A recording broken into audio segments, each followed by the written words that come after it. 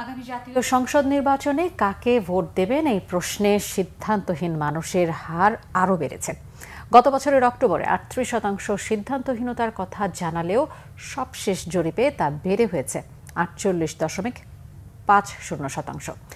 BRAC institute of governance and ডেভেলপমেন্টের BIGD pulse survey ৩-এর ফলাফলে এমন চিত্র উঠে এসেছে। সোমবার সকালে রাজধানীর শেরেবাংলা নগরে জাতীয় আর্কাইভস মিলনায়তনে এক অনুষ্ঠানে জরিপের এই ফলাফল তুলে ধরা হয়। আগামী জাতীয় সংসদ নির্বাচনে কাকে ভোট দেবেন এই প্রশ্নে ১২% বিএনপি, ১০.৪০% জামায়াতে ইসলামী এবং ২.৮০% মানুষ জাতীয় নাগরিক পার্টি NCPর কথা বলেছেন।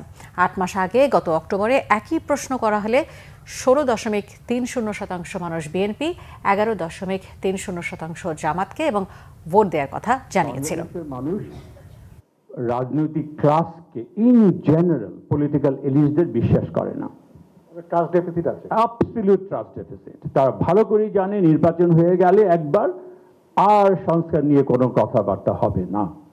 তাই তারা চাচ্ছে নির্বাচনের আগেই সংস্কারগুলো হয়ে যায়।